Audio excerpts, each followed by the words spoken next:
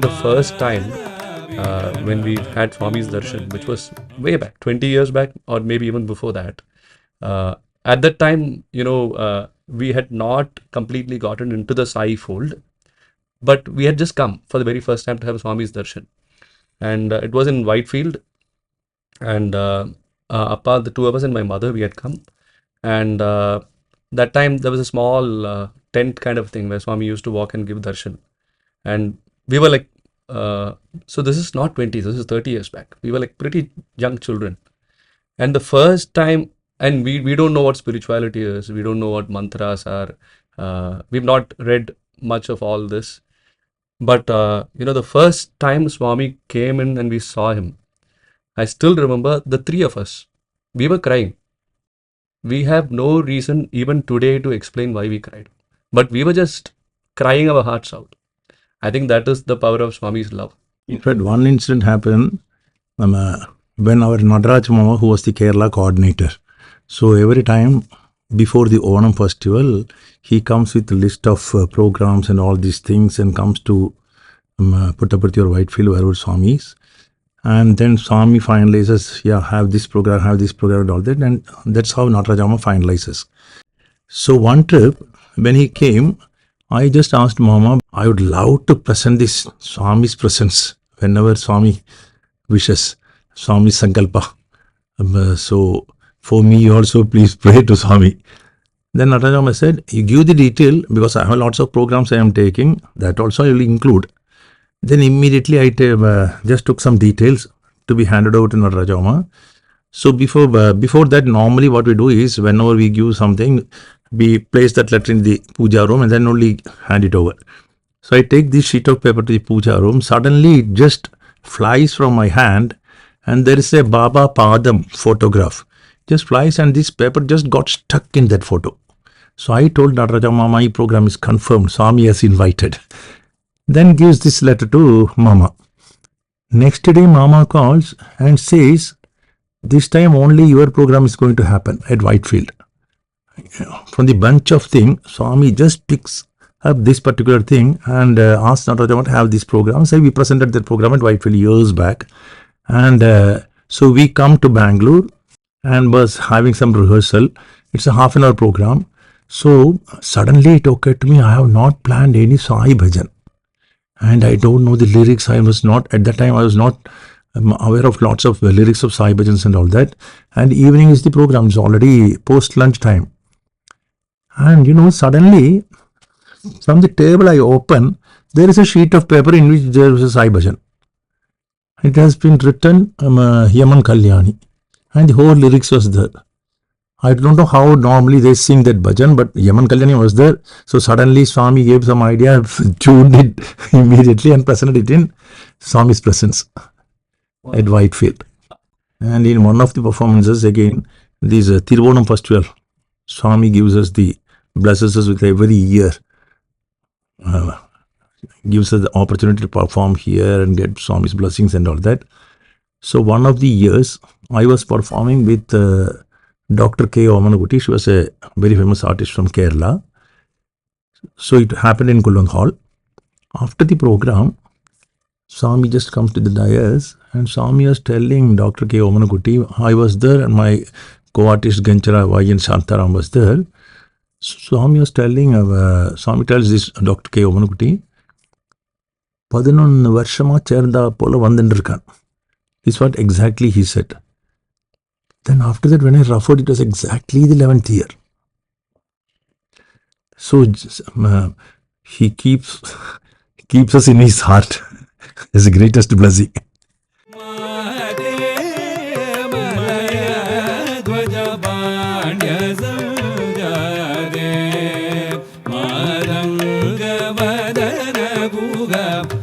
Mate Malaya Dvaja, the Varnam we started with.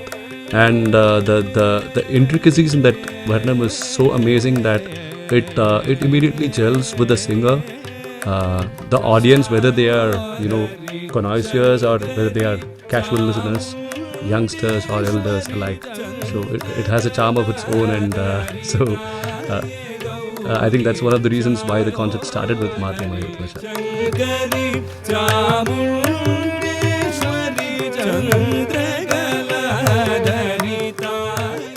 think we've been coming to Prasanthi Nilayam, and we've been blessed to be performing in the Divine Presence of Baba since a very since our younger days. So if I remember it right from the time that I was about 8 or 9, it used to be a regular affair for us to come and perform in Prasanthi Nilayam, in this divine abode. Though it was not always for singing. It was sometimes we've been here as part of playing a very small role in the drama that happens, and we've been part of the Veda chanting group. So as kids, the one thing that I fondly remember is even when the standing positions were decided, the one thing that kept running in your mind is, especially during Veda chanting and all that, you'll have Baba sitting right in the middle. And you'll always want to be towards the extreme right corner of the Veda chanting group so that you're closest to Baba at that point of time. Um, so all these occasions when we came here, one thing that has gradually got imbibed into us is the kind of discipline, the kind of respect to punctuality, cleanliness, the way to present yourself. All these are lessons that have subtly got into us, and I think it has a big influence on the way we carry ourselves today. And the divinity quotient is also something that has got induced into us in a very natural and organic manner, rather than, you don't have anybody telling you this is how you should follow God or anything of that sort. But that ambience has always been there, and I think so. That's our initial experiences, and I think it's a homecoming of sorts, because it's been I think a couple of years since we've been here, and today was no exception to that feeling. I just believe we are slightly more grown up now to kind of soak in the ambience a lot more. I think we will never grow matured enough to realize his presence, even though he's not physically here, because we've seen him physically here. It's, I mean, there is, it's probably our fault, we're not spiritually matured enough. But for us, it's a big ocean of a difference seeing Swami walking inside the mandir. And I don't know, the whole atmosphere was, it seemed different. But yes, we do definitely miss him. I think that's the word I'm looking for. We definitely miss Swami's physical presence, and the smiles we get from him. Sometimes I remember one occasion where in Appa's Carnatic orchestra, around 16 artists were participating in that program, and after the concert, a lot of things happened. One of the things was he came and spoke to Ramkumar, me, and BRC. BRC was also part of the singing team, and he came and told us just one thing: "Ella tappu tappa pandinga," and he blessed and went off. So, but that's a blessing, right? So whatever Swami says is a blessing. Small interactions like this, we definitely miss all that. I still remember one one function. I think it was Vishu again, Vishu or Onam, where Appa was blessed by Swami, and he kind of kept his hand on Appa's head for literally 1 minute or so. And those moments, to relive them is amazing always.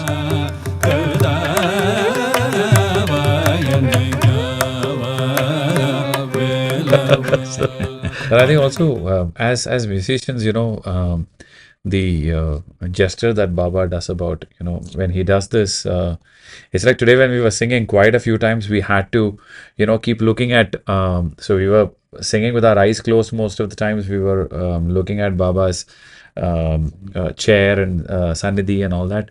And then in between, when we were singing, when we wanted that additional, that's when the AV came in really helpful. And so when we were singing, there were a couple of videos that were being played where They've done it.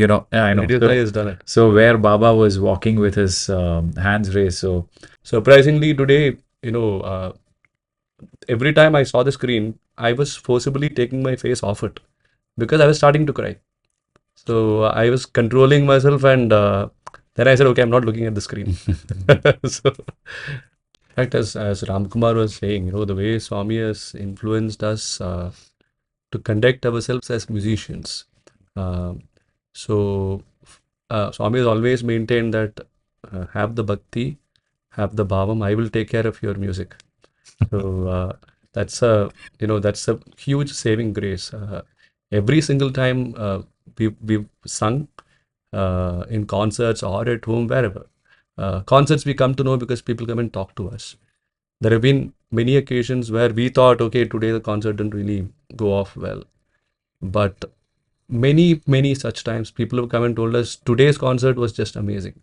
So we tell each other, once again, Bhagavan has proven that we are not doing anything. It is his show. So it's a great blessing because as Ramkumar rightly said, when you're touched at a very young age, it's a very organic growth, and it's a natural process. And so even I remember this occasion where, again, many years ago, so the whole family is our devotees, and we are a joint family, and we used to do bhajans in the family shrine, and we had a relative called Pattu Mama who lived in Puttaparthi. So one day, Pattu Mama mentioned to Swami about us. Swami told him, "Okay, you tell those boys. There are boys there, and their sister who are doing a bhajan in the house, but no discipline. Ask them to sing with more discipline." and immediately, Pattu Mama that evening he called us home, and he spoke to my granddad and told him Swami said something like this, and the point was driven home. And all those things, small they may appear, but today in a professional concert stage, letting go is, I think, one of the biggest blessings for any musician, for any artist, where you are under the master's guidance. If that happens, then magic happens every single time. Saying about this Pattu Mama, so once when Pattu Mama comes to Trichur, my dad gives him a letter. That opportunity comes to give it to Swami. Pattu Mama reaches Puttaparthi. So normally for darshan, he sits on the stage, that side. So what he does is he puts this particular letter in his jibba packet, which he was to wear the next day, so that he will not forget. Then finally next day morning he goes to darshan, he completely forgets about this letter in his pocket. We handed over. Swami giving darshan, then comes to Pattu Mama and asks him, "Ni yaarukku messenger?" Then Pattu Mama doesn't understand anything. Swami says, "லெட்டரை வாங்கிட்டு வந்தால் மட்டும் போகாது, எங்கிட்ட தரேன்னு சொன்னால் தர, நான் பாக்கெட்டில் இருந்து எடு, take it from your packet." Pattu Mama immediately takes the letter and hands it over to Swami. Swami receives the letter and tells Pattu Mama, "Call them and tell them even their day-to-day affairs I will take care."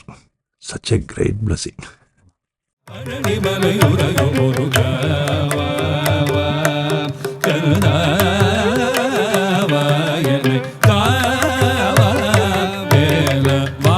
Obviously, performing in Parthi is for us, it's, we wouldn't really even call it a performance. It's for us unadulterated flowing out of music in its most pristine form, very, very honestly. So because of that reason, a comparison would not be possible. But again, the fact that we've been associated with music and been a part of celebrations and Puttaparthi, etc. The other thing that has naturally happened for us is when we go and perform a concert anywhere, the concept that takes the most important is always that divinity, always that singing for our own betterment, singing for the God kind of a concept has always been there. Especially singing here because of the fact that, like they say, even with Carnatic concerts, they used to say that in a few specific venues where there are thousands of concerts that have happened, sometimes when you go and sit in there are so much of positive vibrations there that your best automatically comes out. A particular nuance in a particular ragam you may not even have thought about earlier, but suddenly when you're on that stage, it just comes out. Similarly, in Parthi, because the only thing that's happened here is chanting the Lord's name, Baba's speeches, Baba's bhajans, with everybody emitting so many positive vibrations. The minute you sit there, there's an aura that completely takes over. I think for us, it's very spiritually recharging. And at the end of the concert, it feels like we are recharged for another 1,000 concerts? We always conclude the concert with Sai Gayatri. So immediately any Sai devotee there will come and say, I'm so happy you sang Swami's Gayatri. So any concert in the world, we end the concert with three shlokas. Kanchi Acharya's shloka, Swami's Gayatri and Anjaneya's shloka. And of course the Venkatesha Mangalam.